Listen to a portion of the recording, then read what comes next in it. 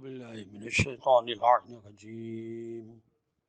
بسم الله الرحمن الرحیم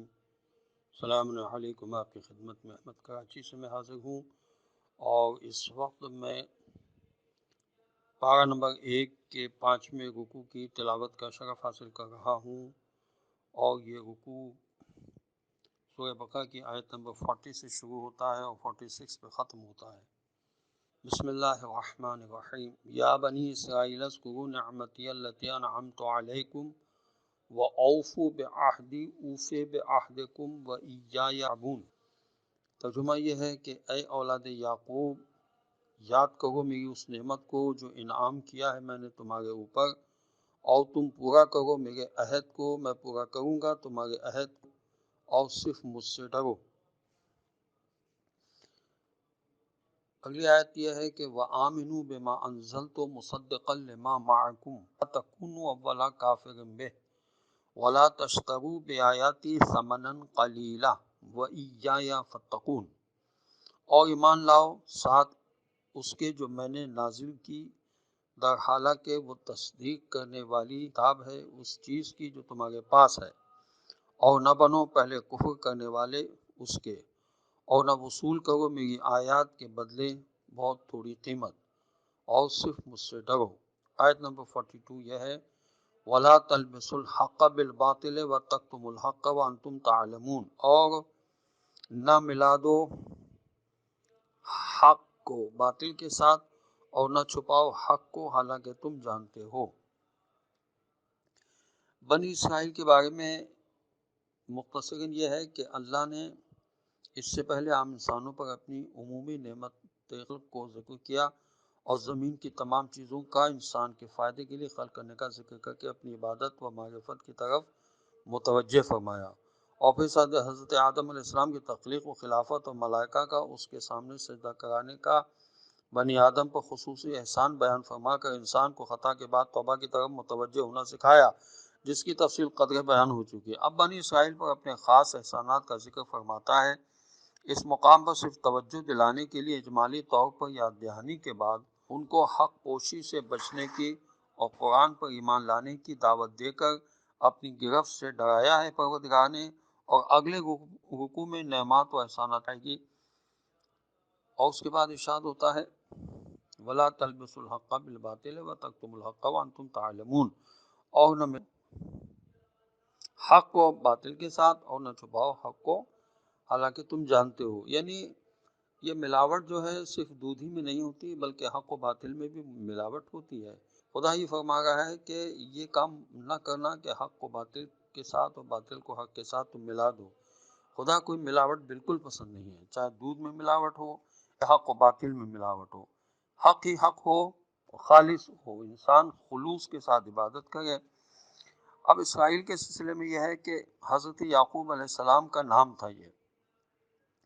عبرانی زبان میں عشق کا معنی ہے عبد، اور ایل کا معنی ہے اللہ، پس اسرائیل کے معنی ہوئے عربی میں جس کو کہتے ہیں عبداللہ۔ یعقوب ان کو اس لیے کہا گیا ہے کہ ان کا بھائی عین یہ سواد عیس، اور یہ دونوں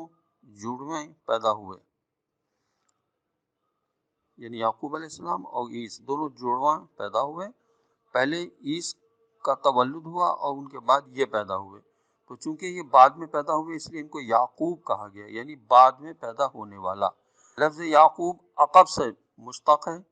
اسی طرح حضرت امام حسن عسکری علیہ السلام سے مروی ہے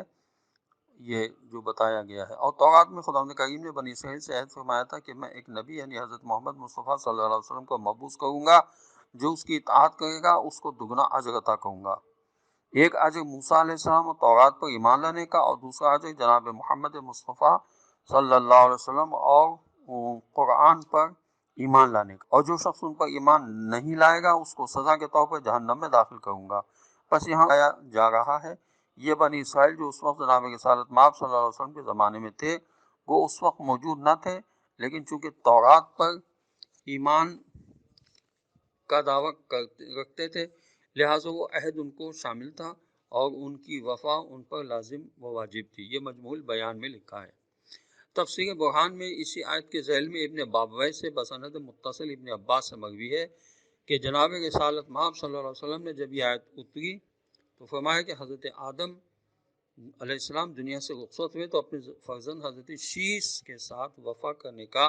اپنی امت یعنی باقی اولاد سے عہد دیا، لیکن اس عہد کی وفا نہیں کی گئی، اور جب حضرت نوح علیہ السلام دنیا سے گئے تو انہوں نے اپنے فرزند سام کے لیے اپنی امت سے وفا کا عہد لیا، لیکن اس کی امت نے وفا نہ کی۔ اور حضرت ابراہیم علیہ السلام نے دنیا سے جاتے ہوئے اپنے فرزند اسماعیل علیہ السلام کے اپنی قوم سے وفا کا عہد دیا، لیکن امت نے وہ بھی پورا نہ کیا۔ اور حضرت موسیٰ علیہ السلام جب دنیا سے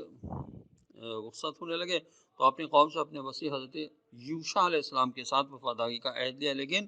انہوں نے بھی وہ عہد پورا نہ کیا۔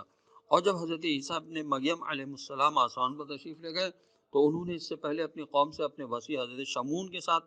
وفا کرنے کا عہد دیا، لیکن امت نے وہ بھی وفا نہ کیا۔ اب میں یعنی عنقریب تم سے جدا ہونے والا ہوں، تمہارے درمیان سے رخصت ہونے والا ہوں، اور میں نے بھی اپنی امت سے ابی طالب علیہ السلام کے لیے عہد لیا ہے، لیکن یہ بھی گزشتہ امتوں کے نقش قدم پر چل کر میرے وصی کی مختصر نافرمانی کریں گے۔ آگاہ رہو، علی علیہ السلام کے بارے میں اپنے عہد کو تازہ کرتا ہوں، پس جو شخص اس عہد کو توڑے گا اس کا وبال اس کے سر پر ہوگا، اور جو وفا کرے گا یعنی ان کی بات مانے گا خدا اس کو اجر عظیم عطا کرے گا۔ ایھا الناس، رسول صلی اللہ علیہ وسلم فرماتے ہیں کہ علی میرے بعد تمہارا امام ہے، اور تمہارے اوپر میرا خلیفہ ہے، اور یہ میرا وصی ہے، اور وزیر بھی ہے، میرا بھائی بھی ہے، اور ناصر بھی ہے، میری شہزادی کا شوہر بھی ہے، اور میری اولاد کا باپ بھی ہے، میری شفاعت اور لواء کا مالک بھی ہے۔ میں نے اس کا انکار جس نے اس کا انکار کیا اس نے میری نبوت کا انکار کیا، یہ رسول اللہ صلی اللہ علیہ وسلم نے فرمایا، اور جس نے میرا انکار کیا اس نے اللہ کا انکار کیا، اور جس نے اس کی امامت کا اقرار کیا اس نے میری نبوت کا اقرار کیا، اور جس نے میری نبوت کا اقرار کیا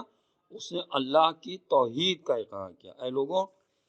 جس نے علی علیہ السلام کی نافرمانی کی یعنی ان کے احکامات کو نہیں مانا اس نے میری نافرمانی کی، اور جس نے میری نافرمانی کی اس نے اللہ کی نافرمانی کی، اور جس نے علی علیہ السلام کی اطاعت کی ان کے احکامات کو مانا، رسول فرماتے ہیں کہ اس نے میری اطاعت کی، اور جس نے میری اطاعت کی اس نے اللہ کی اطاعت کی۔ ایھا الناس، جس نے علی علیہ السلام کے قول و فعل کی تردید کی اس نے میری تردید کی، اور جس نے میری تردید کی اس نے عرش کے اوپر اللہ کی تردید کی۔ لوگوں، جس نے علی علیہ السلام کے اوپر کسی اور امام کو ترجیح دی گویا اس نے میرے اوپر کسی اور نبی کو ترجیح دی، گویا اس نے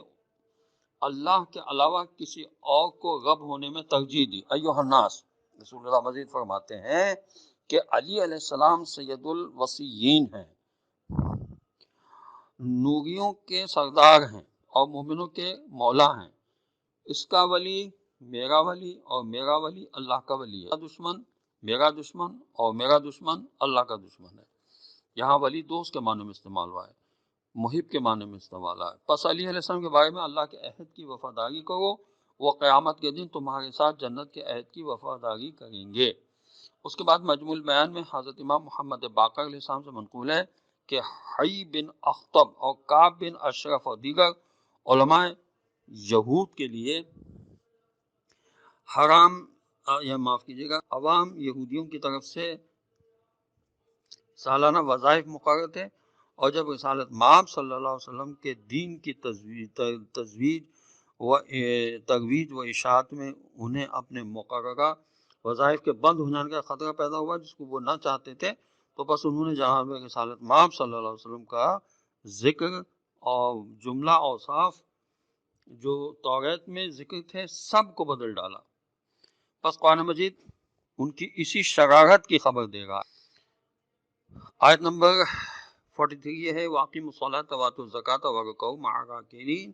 اور قائم کرو نماز کو اور ادا کرو زکوٰۃ اور رکوع کرو ساتھ رکوع کرنے والوں کے۔ جہاں حرکت کا حکم ہے وہاں رکوع کا تذکرہ ہے، سجود کا تذکرہ ہے، اور جہاں بالکل سیدھے کھڑے رہنا ہے ہلنا نہیں ہے وہاں قائم کرو کا حکم دیا گیا ہے۔ اس کے بعد ارشاد ہوتا ہے آیت نمبر 44 میں، أَتَأْمُرُونَ النَّاسَ وَتَنْسَوْنَ أَنفُسَكُمْ وَأَنْتُمْ تَتْلُونَ الْكِتَابَ أَفَلَا تَعْقِلُونَ، کیا تم دوسروں کو تو حکم دیتے ہو لوگوں کو نیکی کرنے کا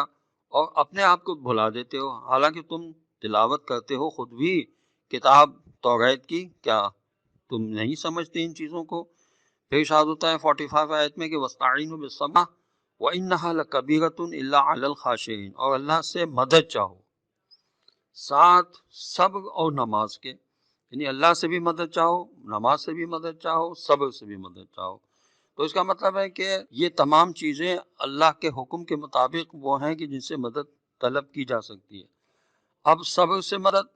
نماز سے مدد، پھر ارشاد ہوا کہ وَإِنَّهَا لَكَبِیرَةٌ إِلَّا عَلَى الْخَاشِعِینَ، اور تحقیق یہ بات بڑی گراں ہے مگر خشوع کرنے والوں کے لیے گراں نہیں ہے، یعنی عام لوگ اس بات کو سمجھ ہی نہیں سکتے کہ اللہ کے حکم کے مطابق اگر صبر سے مدد لیں، نماز سے مدد لیں تو لی جا سکتی ہے۔ اس کا مطلب یہ کہ خدا کے حکم کے مطابق جس سے بھی مدد لی جائے وہ صحیح ہے۔ اگر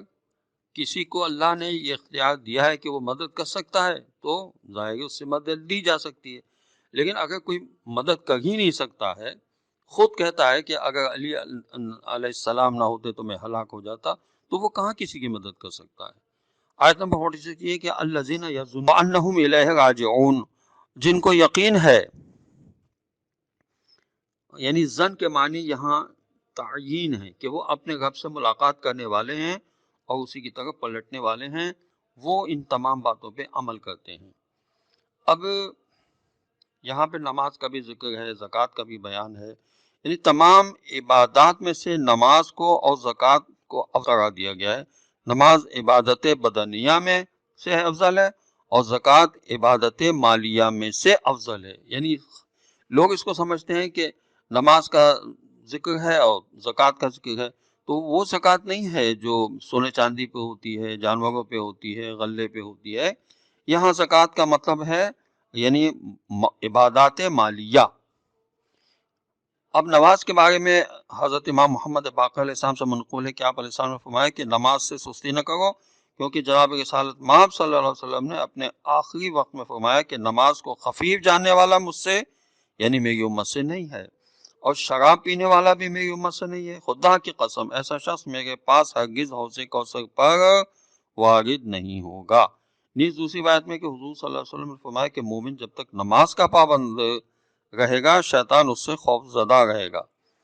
جب یہ نماز کو ضائع کر دے گا تو وہ اس پر غلبہ حاصل کر کے اس کو دوسرے گناہان کبیرہ میں بھی مبتلا کر دے گا۔ حضرت امام محمد باقر علیہ السلام سے منقول ہے کہ جو شخص فرضی نمازوں کو پابندی وقت سے ادا کرے گا وہ غافلین میں شمار نہیں ہوگا۔ اور حضرت امام موسیٰ کاظم علیہ السلام سے منقول ہے کہ میرے والد بزرگوار نے آخری وقت میں مجھ سے فرمایا بیٹا جو شخص نماز کو خفیف سمجھے اس کو ہماری شفاعت نہیں پہنچے گی۔ نیز حضرت رسالت مآب صلی اللہ علیہ وسلم نے فرمایا کہ ہر شے کا چہرہ ہوا کرتا ہے اور تمہارے دین کا چہرہ نماز ہے،